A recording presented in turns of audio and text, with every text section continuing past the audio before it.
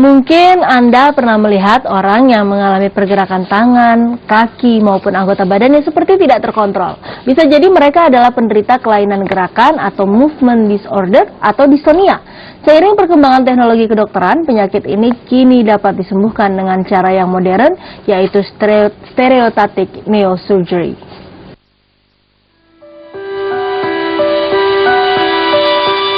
Dystonia merupakan bagian dari penyakit movement disorder yang menyebabkan seseorang tidak bisa mengontrol pergerakan anggota tubuhnya. Bahkan pada tingkat yang berat, gerakan akan muncul walau penderita sedang tertidur. Hingga beberapa tahun lamanya penyakit ini belum diketahui secara pasti penyebabnya. Namun dari hasil penelitian, dystonia bisa disebabkan karena kelainan genetik dan rusaknya hubungan antar sel saraf pada otak manusia. Penyakit ini akan mengakibatkan penurunan kualitas hidup seseorang karena banyak kegiatan yang sudah tidak dapat dilakukan lagi. Dahulu penyakit ini hanya bisa diobati dengan obat biasa yang hanya bersifat pencegahan dan pengendalian agar kondisi penderita tidak semakin parah. Namun seiring perkembangan teknologi kedokteran, tim dokter berhasil menciptakan metode bedah syaraf yang dinamakan stereotactic neurosurgery. Stereotactic neurosurgery merupakan metode bedah syaraf dengan minimal luka dan dapat dilakukan dalam kondisi pasien sadar. Bahkan pada saat operasi, pasien tidak merasakan nyeri dan dapat berkomunikasi. Ya, dengan stereotactic neurosurgery ini kita bisa mengakses otak yang di dalam sekali itu dengan presisi yang sangat tinggi. Jadi hanya dengan lubang kurang lebih 1 cm kita bisa mengakses misalnya tumor atau infeksi di dalam otak itu lebih presisi lagi. Jadi dalam hitungan milimeter aja. Suatu kelainan yang bisa kita lakukan terapi untuk meminimalisir dari gerakannya, bahkan bisa sampai menghilangkan. Tindakan operasi stereotactic neurosurgery hanya membutuhkan waktu kurang lebih 1-2 jam. Namun tahapan-tahapan lainnya yang membuat operasi ini membutuhkan waktu lebih panjang, seperti harus melakukan MRI, pemasangan frame, CT scan, dan target planning. Beberapa hari setelah operasi, pasien juga sudah dapat beraktivitas normal dan dapat mengontrol gerakan anggota tubuhnya. Pertama, salah satunya adalah operasi yang saya lakukan adalah operasi yang pertama kali yang saya lihat, saya tahu di Indonesia pada waktu itu. Diceritakan kepada Dr. Fahmi bahwa ini hanya mengambil sampel, ya, biopsi aja sampel untuk mendeteksi sejauh mana apa yang dikondisikan penyebabnya itu apa, itu yang pertama. Yang ketiga adalah bahwa pengambilan sampel itu dilaksanakan kepada pasien yang sangat-sangat sadar. Sebenarnya teknologi stereotactic neurosurgery baru dikenalkan pada awal April 2013 lalu. Namun hingga saat ini sudah ada 5 orang penderita movement disorder yang disembuhkan dengan metode operasi stereotactic neurosurgery. Dari Surabaya, Jonathan Pratama, Francilino, Metro TV. Movement disorder itulah tema kita dalam dialog kita untuk edisi hari ini. Dan untuk lebih lanjut membahasnya, saat ini di studio Metro TV Jawa Timur telah hadir seorang narasumber. Saya perkenalkan adalah Dr. Ahmad Fahmi, dokter bedah syaraf dari National Hospital Surabaya. Dr. Fahmi, selamat pagi. Selamat pagi. Kami juga mengundang partisipasi Anda pemirsa untuk ikut bergabung dalam dialog ini di nomor telepon 0315613369. Dr. Fahmi, kita bicara mengenai movement disorder. Tapi mungkin tidak semua orang paham seperti apa sih movement disorder itu. Jadi movement disorder itu adalah suatu kelainan gerak di dalam tubuh. Bisa terjadi movement disorder itu bisa Parkinson, terus selanjutnya ada yang namanya dystonia. Dystonia itu adalah kelainan tonus dari otot pada tubuh manusia. Kadang orang itu bisa kaku atau bergerak sendiri gitu, tangannya, kakinya bergerak sendiri. Atau ada yang namanya Korea itu lebih ke arah gerak, jadi gerak-gerak sendiri. Pada waktu seorang pasien itu terkena Korea, pada waktu pasien itu memegang gelas itu dia bisa bergerak-gerak sendiri gini. Jadi kualitas hidupnya akan sangat menurun sekali. Bahkan untuk makan pun pasien itu akan kesulitan karena pada waktu makan itu bisa kececeran kemana-mana makannya. Karena tidak bisa mengontrol. Jadi pasien itu tidak bisa mengontrol gerakannya sama sekali. Itu salah satu yang namanya Korea. Terus ada lagi yang namanya spasticity. Spasticity biasanya terjadi pada orang-orang yang pasca stroke. Jadi setelah stroke itu pasien itu terjadi kaku gitu. Jadi jalannya sambil kaku, itu bisa terjadi. Nah, terus ada lagi yang namanya tremor, essential tremor. Essential tremor ini lebih ke arah tremor. Jadi tremor, gerak pasiennya itu gerak, bahkan pada saat menulis itu bergerak tremor gitu. Terus selanjutnya kalau pada Parkinson itu lebih kompleks lagi. Parkinson itu dia lebih ke arah rigiditas. Jadi rigiditas ini maksudnya kekakuan semua otot. Jadi gerakannya seperti robot. Jadi pada waktu jalan itu seperti robot. Terus mukanya namanya masking face. Jadi muka itu seperti pakai topeng, nggak bisa senyum sama sekali, senyumnya hilang gitu. Terus selanjutnya juga ada tremornya juga pada Parkinson. Nah, dengan teknik stereotactic neurosurgery ini kita bisa lakukan stimulasi, terus kita bisa lakukan lesion, brain lesion, atau bahkan kita bisa memasang deep brain stimulation namanya untuk mengurangi terjadinya tremor ataupun kekakuan itu. Sebelum kita masuk ke teknik-teknik perawatannya seperti bagaimana proses operasi dan sebagainya, mungkin bisa disebabkan dulu. Ada bentuk kekakuan, kemudian ada gerakan-gerakan tubuh yang tidak terkontrol. Ini penyebabnya yang paling utama ini apa? Stres kah, makanan kah, atau bawaan kah, atau bagaimana? Jadi penyebab dari dystonia itu sendiri, ada yang pertama itu adalah sampai sekarang itu adalah idiopatik. Idiopatik itu kita tidak bisa mengetahui sebabnya apa. Seperti tumor, sampai sekarang belum ada yang mengetahui itu sebabnya apa. Cuma ada faktor-faktor yang mengarah ke situ. Terus yang kedua adalah gangguan genetika. Genetika, ada kelainan genetika di situ. Ada yang namanya DYT1 atau DYT6 atau yang kita namakan Segawa disease. Itu bisa terjadi dystonia pada pasien dengan kelainan DYT1, genetik gen DYT1 atau gen DYT6.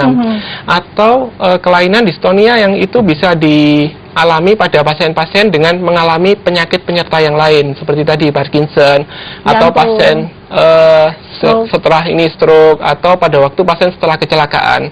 Ya, beberapa pasien yang kita tangani itu kebanyakan adalah pasien yang setelah kecelakaan. Jadi setelah kecelakaan 4 tahun yang lalu baru sekarang muncul gitu. Gejalanya mulai dari awal gitu, tangan terus merambat ke semua tubuh gitu. Baik, kita akan masuk ke pembahasan mengenai bagaimana selama ini perawatan yang bisa dilakukan kepada orang-orang yang mengalami movement disorder ini. Tetapi kita harus jeda terlebih dahulu, Dr. Fahmi dan pemirsa. 0315613669 masih kami buka. Kami mengundang Anda untuk berpartisipasi dalam dialog ini. Sesaat lagi di Jurnal Pagi Jatim.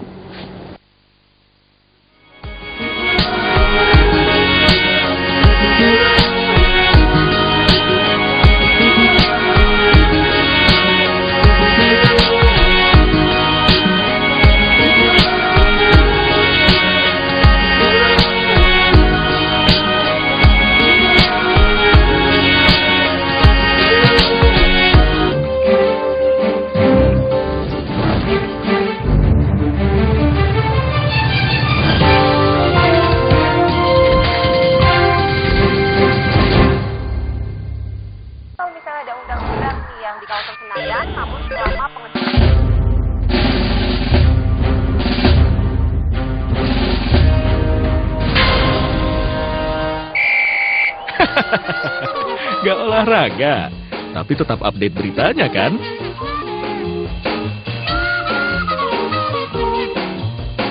Ikuti terus berita dan informasi olahraga di Metro TV dan juga update-nya di metrotvnews.com.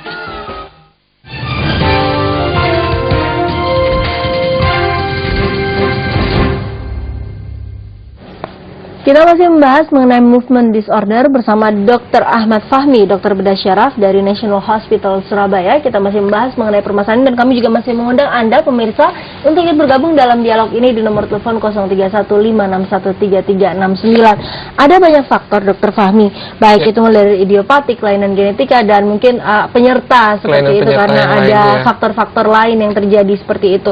Tetapi kemudian ketika seseorang sudah mengalami hal itu, biasanya seberapa mengganggunya hal ini ke pasien tersebut sampai kemudian orang itu menyadari, oh iya saya memang butuh pertolongan karena gerakan tubuh saya, karena ini dari kepala sampai kaki tidak terkontrol seperti itu.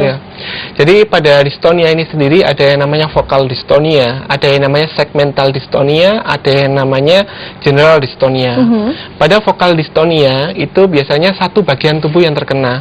Misalnya ada pada seorang sekretaris yang tugasnya menulis, terus dia terkena namanya writer's cramp. Itu adalah dystonia vokal yang terjadi pada tangannya. Jadi pada waktu menulis dia tiba-tiba tangannya seperti ini. Jadi seperti tiba-tiba kaku. Tapi pada waktu melakukan kegiatan yang lain, minum atau makan atau berjabat tangan itu tidak ada masalah.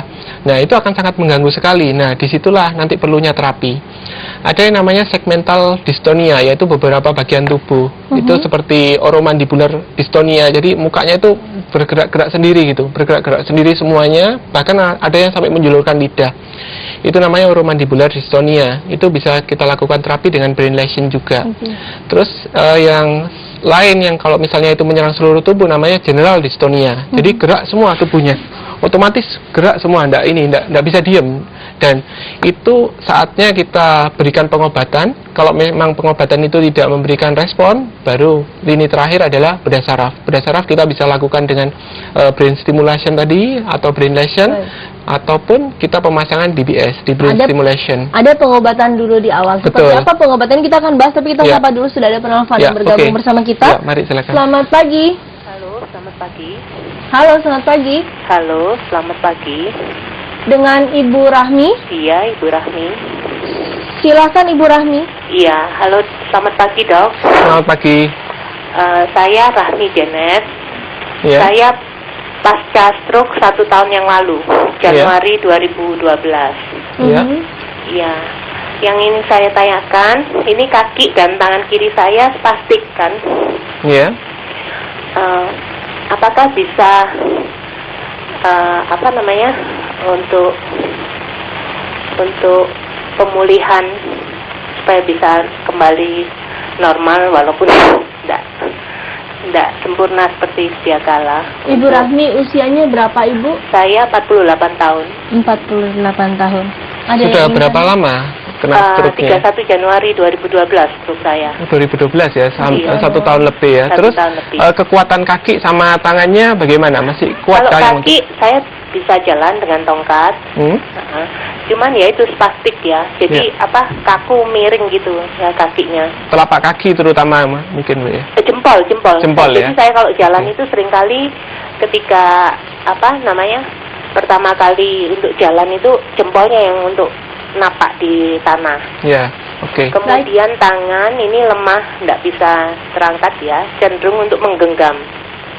Baik, Yes. Ibu Rahmi, terima kasih telah bergabung bersama kami. Kami akan bahas setelah ini. Jadi untuk kondisi Ibu Rahmi, usianya sudah 48 tahun, pasca stroke pada bulan Januari 2012 yang lalu. Lalu bagaimana dengan kondisinya? Jadi keluhan yang dikeluhkan Bu Rahmi ini adalah kelainan spasticity, salah satu kelainan dari movement disorder. Ada banyak pilihan dari spasticity yang bisa kita lakukan. Yang pertama mulai dari pengobatan pemberian intrathecal baclofen. Ada baclofen itu untuk untuk mengurangi kekakuan itu. Terus yang kedua bisa kita lakukan brain lesion yang tadi, atau yang ketiga bisa kita lakukan yang namanya neurotomi. Jadi kita kurangi impuls, kita kurangi istilahnya kalau arus dari sarafnya itu kita kurangi dengan pembedahan ya. Kita cari sarafnya, kita kurangi arusnya. Itu bisa kita lakukan untuk mengurangi spastisitasnya. Mengurangi mengurangi spastisitasnya, sehingga harapannya pada waktu jalan, biasanya pada orang stroke yang spastisitas pada kaki itu biasanya kakinya itu kadang-kadang tidak bisa ditekuk kadang-kadang gitu, sehingga kesulitan untuk jalan. Kadang jalan itu sampai menjinjit gitu ya. Dengan neurotomi atau dengan brain lesion itu tadi harapannya bisa membantu sehingga orang itu bisa jalan dengan enak. Baik. Gitu. Kita tahan lagi di sini, Dr. Fahmi. Kita akan sambung lagi di segmen berikutnya, dan pemirsa tetaplah bersama kami. Perbincangan kita akan segera kembali sesaat lagi.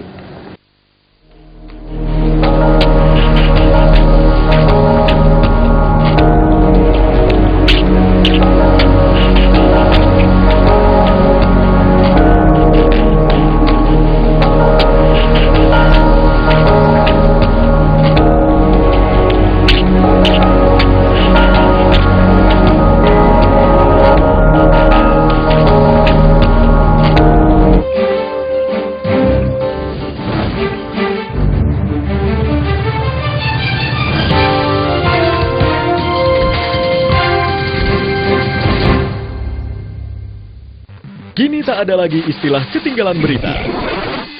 Akses metrotvnews.com lebih cepat, mudah dan nyaman setiap saat di seluruh dunia. Langsung dari iPad, Android, dan BlackBerry.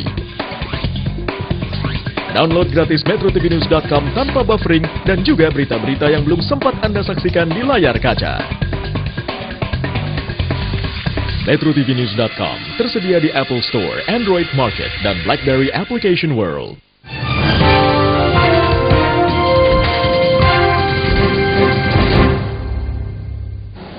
Anda masih bersama kami pemirsa dalam perbincangan khas Jurnal Pagi Jatim, Dr. Fahmi. Kalau kita membahas tadi kan sebenarnya ada beberapa tahapan, mulai dari pemberian obat-obatan, kemudian ada brain lesion, sampai kemudian ke tahapan selanjutnya dilakukan pembedahan itu sendiri. Sampai kapan sebenarnya? Bagaimana tahapannya untuk menilai? Oke, Anda harusnya mendapat pengobatan tersebut. Oke, obat-obatan sudah tidak mempan, Anda harus ke level berikutnya. Jadi obat-obatan yang pertama memang tahapannya pemberian obat-obatan. Obat-obatan yang kita berikan adalah obat-obatan yang untuk mengurangi geraknya, untuk mengurangi spastisitasnya, dan dengan segala kombinasi obat-obatnya yang ada. Nanti kalau memang obat-obatan itu tidak memberikan respon, dinilai tidak memberikan respon yang banyak manfaatnya, baru kita lakukan namanya brain lesion. Brain lesion kita masukkan alat di dalam kepala yang sangat dalam, tentunya dengan teknik stereotactic neurosurgery. Karena dengan teknik stereotactic neurosurgery ini kita membuat lubang di kepala kurang lebih hanya 1 cm. Jadi minimal sekali kerusakan otaknya. Dan pada waktu kita lakukan brain lesion itu pun pasien itu bisa kita nilai. Jadi pada waktu operasi pasien itu sadar. Pasien sadar, kita bisa komunikasi dengan pasien sehingga untuk meminimalisir terjadinya komplikasi atau terjadinya jadi biar pas pada waktu melakukan brain lesion itu. Terus selanjutnya kalau memang itu sudah baik, ya baik. Untuk alat ini sendiri kapan akan digunakan berarti? Oh, yang ini. Jadi ini alat jarum biopsi namanya. Biopsi. Jadi selain untuk pengobatan movement disorder, untuk dystonia, Parkinson, tremor, terus spastisitas, Korea, itu selain itu kita bisa lakukan stereotactic neurosurgery ini untuk mengambil tumor-tumor yang sangat dalam.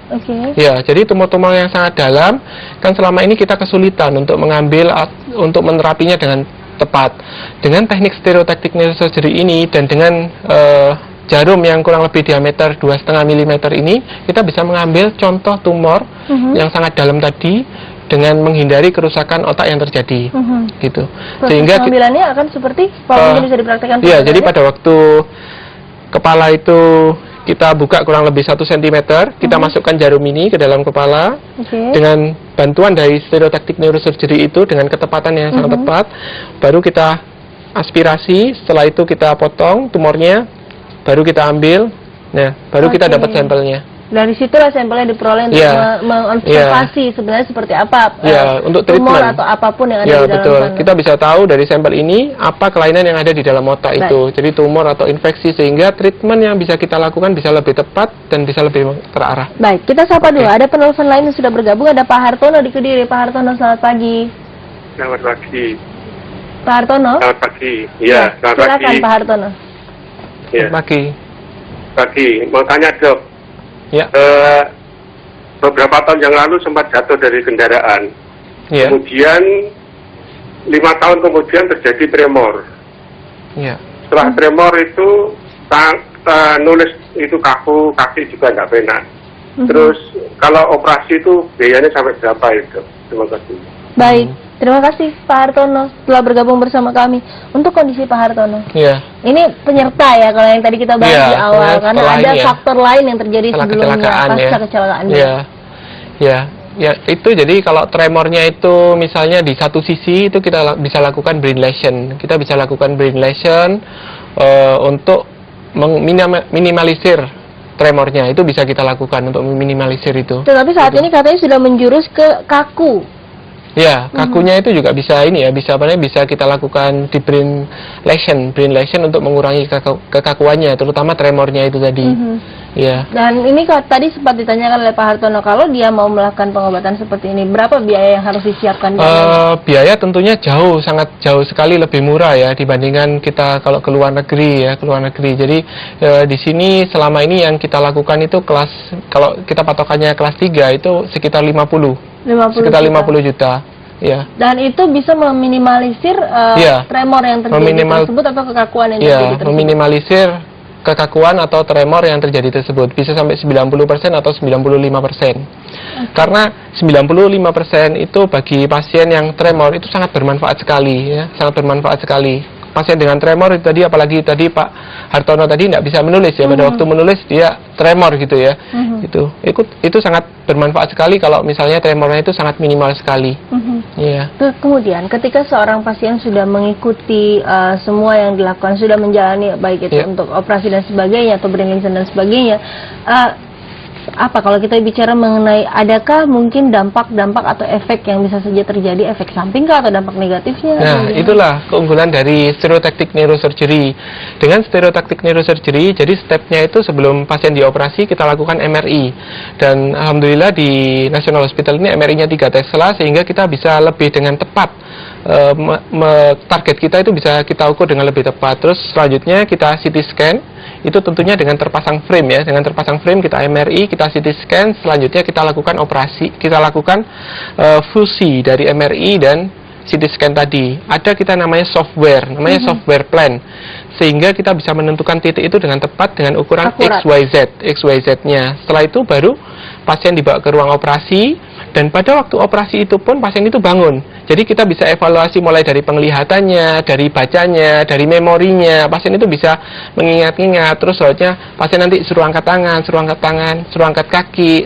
Bahkan pasien pada waktu operasi itu kita suruh menulis gitu. Kita suruh menulis. Seperti Pak Hartono tadi akan kita siapkan alat tulis, pasien itu disuruh menulis. Kita lihat langsung responnya. Jadi respon dari brain lesion atau di brain stimulation itu kita lihat langsung pada saat operasi. Ya. Dan tentunya pada waktu sebelum kita melakukan lesi dari otak itu tadi, kita lakukan ada yang namanya stimulasi. Dengan stimulasi itu kita bisa menghindari terjadinya komplikasi yang ada, karena pada waktu kita stimulasi kita lihat efeknya. Pada waktu stimulasi, ayo Pak coba angkat tangan, coba ini apa namanya, kita evaluasi semuanya. Oh baik, tidak ada komplikasi, baru kita lakukan brain lesi. Jadi sangat minimal sekali. Yang ingin Anda sampaikan kepada masyarakat terkait mungkin movement disorder, karena kita tahu masyarakat mungkin banyak yang mengalami movement disorder tapi mungkin merasa itu baik-baik aja, ini cuma kebiasaan seperti itu. Iya, jadi movement disorder itu adalah sebetulnya kelainan yang ini ya, bisa kita lakukan treatment pada pasien tersebut. Dan ini sudah lama sekali di luar negeri ya. Kalau di Jepang sendiri itu sudah tahun 52. Tahun 52. Jadi harapannya ke depan kita bisa kembangkan di Indonesia dan kita bisa bermanfaat bagi masyarakat Indonesia. Harapannya seperti itu. Baik, Dr. Fahmi, terima kasih telah hadir di studio Metro TV Jawa Timur untuk pagi hari ini. Semoga yang kita bicarakan ini bisa bermanfaat bagi masyarakat secara keseluruhan, terutama masyarakat di Surabaya dan di wilayah Jawa Timur secara keseluruhan. Terima kasih sekali lagi Dr. Ahmad Fahmi dari National Hospital Surabaya. Dan pemirsa, tetaplah di Jurnal Pagi Jatim. Usai jeda kami masih akan kembali dengan beragam informasi lainnya. Di antaranya seorang penimbun solar ditangkap polisi di Sidoarjo. Ratusan liter solar ini akan digunakan untuk kepentingan industri.